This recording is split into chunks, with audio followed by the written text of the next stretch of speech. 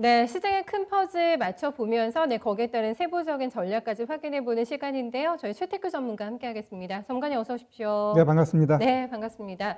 우리 시장의 노이즈가 크진 않은데 뉴욕 증시가 굉장히 움찔했더라고요. 다시 한번 트러블 메이커로 바로 또 복귀가 되는 거지. 트럼프 대통령의 폭탄 투입 때문에 좀 시장 시끄러웠어요. 네네네. 뭐 그러한 부분은 제가 봤을 때 그냥 단기적인 것으로 치부해도 될 것 같습니다. 우리 트럼프 대통령이 건강이 다시 회복됐나 봐요. 마이웨이 길을 또 가는 거 보면은 역시 대단한 사람이다 이렇게 생각되는데, 일단 제가 나오면서 시장 뭐 코스닥 같은 게 0.47% 거래소도 이제 뭐 플러스로 전환될 것 같습니다. 자, 트럼프가 이야기한 경기 부양책 지연 이 부분은 제가 봤을 땐 어떤 형태로든 하게 돼 있습니다. 왜냐하면 미국이라는 나라는 소비 중심의 국가이죠. 지금 미국 같은 경우 개인들의 그 할부금 지연이 몇 개월째 지금 늘어나고 있거든요. 지금 정부에서 은행들한테 일정 부분 용인해 주고 있기 때문에 은행들도 개인들한테 나가 아니면 뭐 할부금 빨리 갚아 이걸 독촉하지 않고 있는 상황입니다. 결국 이것이 해결되기 위해서는 부양책이 빨리 해결돼야 되는데, 지금 노동시장도 만만치 않습니다. 기업들 특히 뭐 항공사, 여행사 아니면 영화관, 소매점들은 자꾸 인원을 감축시키고 있고요. 결국 그러한 것들이 숫자로 나타납니다. 400만이라는 일자리가 없어졌고, 이전에는 이게 일시적인 거다, 다시 회복될 수 있다라고 했는데, 최근 조사에 의하면은 이게 일시적인 해고가 아니라 영구적인 해고자다 이렇게 하면서 좀 시장을 좀 어찌 보면은 어렵게 보고 있습니다. 결국 연준 의장 같은 경우도 지금 필요한 것은 정부의 부양책이다. 좀 과하더라도 지금 부양책이 시장을 이끌어갈 수 있다라고 지금 연준 의장까지 지금 압박하고 있는데, 트럼프는 거꾸로 지금 부양책에 대해서 스탑 걸어놨는데, 결국 제가 봤을 땐 이 스탑이 증시에는 나쁘지 않습니다. 왜냐하면 이 부양책이라는 이 카드가 시장에 오픈돼 버리면은 더 이상 올라갈 수 있는 재료가 없어요. 즉 재료 소모로 인해 가지고 증시도 상승을 위한 뭔가 다른 트리거를 찾아야 돼요. 그러면 지금은 늦춰놨기 때문에 그거에 대한 목표를 보고 시장은 또 올라갈 수 있다라는 거죠. 네. 따라서 지금 그 트럼프로 인해 가지고 시장이 살짝 흔들렸지만 미증시 보면은 60일 이평선 위에서 충분히 더 떨어져도 될 만큼 공간이 남아 있어요. 반면에 이제 우리 시장 같은 경우는 어찌 보면은 그동안 시장 흐름에 있어서 상대적으로 덜 올라갔고, 또 올라갈 수 있는 모멘텀이 우리는 또 동학개미라는 큰 힘도 있기 때문에 시장이 오히려 저점에서 올라가고 있죠. 자, 그럼 제가 보는 시장은 그렇습니다.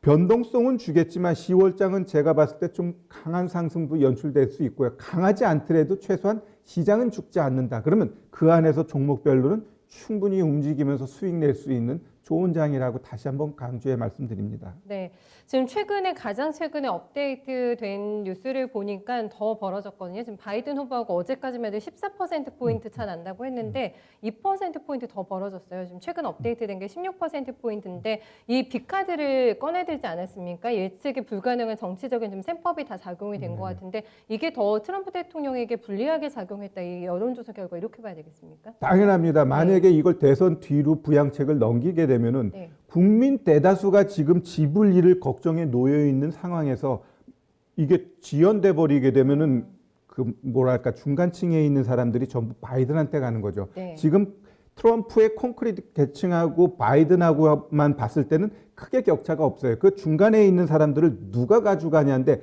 그러한 시점에서 부양책을 지연함으로 인해서 많은 대다수의 국민들이 고통을 받고 집을 잃고, 그렇게 되면은 에이 들어 가게 돼 있어요. 그렇기 때문에 트럼프 입장에서도 막연하게 그 대선 이후로 미루는 게 아니라 타이밍 봐서 오히려 드라마틱하게 또 반전을 노릴 가능성도 있다라고 보여집니다. 알겠습니다. 누가 할까요? 네, 어떤 정치적인 또 카드와 여권 꺼내들지는 알 수가 없기 때문에 불확실성에 노출이 돼 있습니다만은, 이 부분과 관련해서 오히려 부양책이 연기된 건 호재가 될 수도 있겠다라는 굉장히 또 중요한 나름의 해석을 해주셨기 때문에 이걸 좀 포인트로 해서 미국의 어떤 정치적 불확실성, 거기에 따른 국내 증시 영향력 한번 확인해봤습니다. 다음에 어제 장마치고 4시까지 공모청약 진행이 됐잖아요. 네네. 주변에 하신 분들 계세요? 빅히트?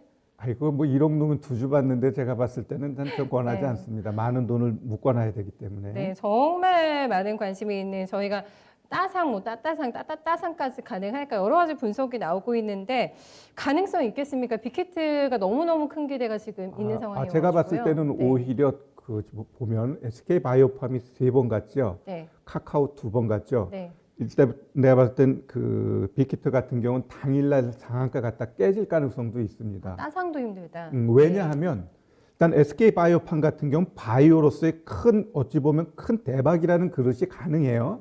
그다음에 카카오 게임즈라는 한계성이 있기 때문에 또 그런데 이 빅히트는 엔터 즉 7명으로 이만한 파일을 만들어 놨는데 이 엔터의 가장 큰 또 다점은 뭐냐면 이들의 잘못된 탈선 아니면 한 명의 어떤 문제 제기되면 회사 자체가 뭐 기계가 있습니까? 공장 부지가 있습니까?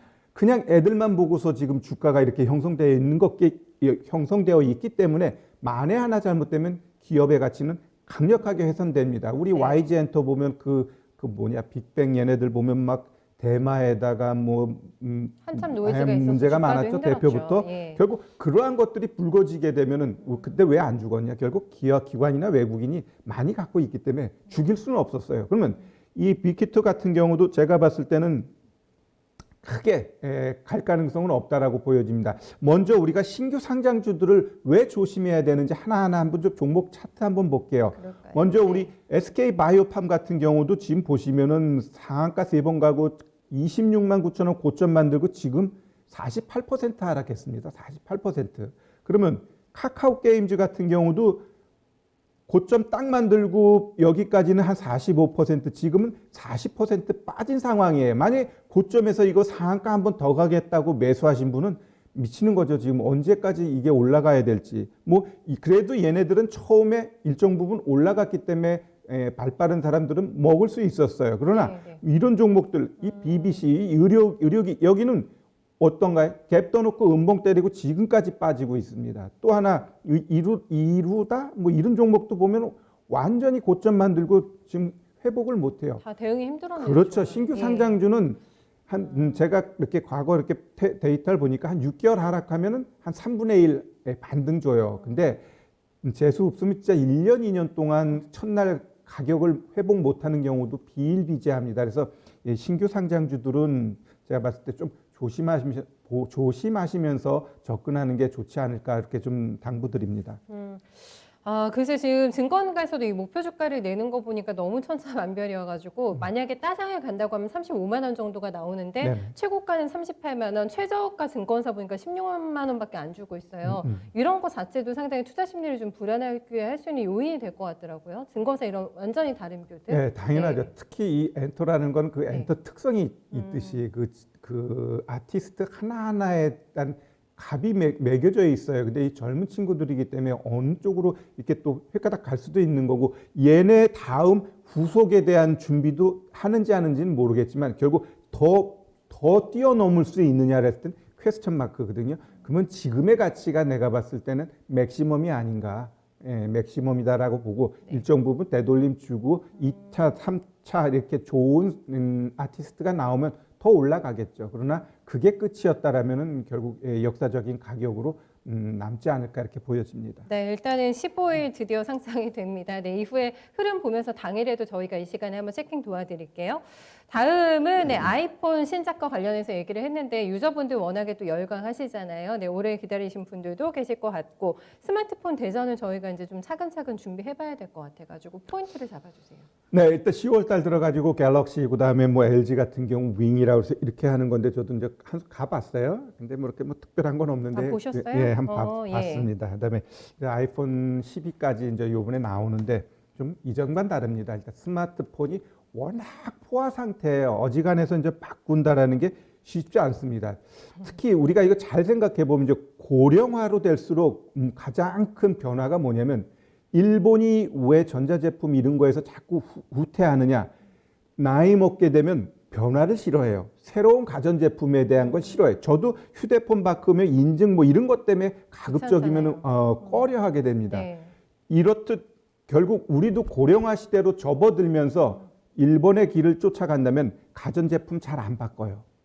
이 새로운 거에 대한 거부감이 있어요. 그래서 이 지금 스마트폰 같은 경우는 제가 봤을 때 거의 포화 상태고 지금은 뭔가 기술 혁신으로 시장을 더 넓히려고 하는데 그러한 부분은 몇몇 매니아들한테만 좀 먹히는 거지 그 광범위하게는 아니라고 봐요. 그렇기 때문에 이 휴대폰 관련된 종목군들도 보면은 크게 이전처럼 막 모든 것이 올라가고 그러한 시장은 아니에요. 그렇죠. 예. 예, 이전 같았으면은 이 휴대폰 나오기 한 달 전, 두 달 전부터 뭐 카메라 모듈이면 모듈 아니면 케이스면 케이스 이들이 쫙쫙쫙쫙 올라가 주는데 지금은 전혀 그런 모습을 보여주지 않는다라는 거죠. 자, 그렇다면 그렇다고 우리가 여기서 좀 가만히 있을 수는 없는 것 같고 제가 한번 종목을 한번 오래간만에 하나 추천해 보도록 하겠습니다. 가져오셨어요? 네네. 예. 자, 우리 EM텍이라는 종목인데 이 종목 같은 경우는 왜 사야 되는지 먼저 한번 말씀드릴게요.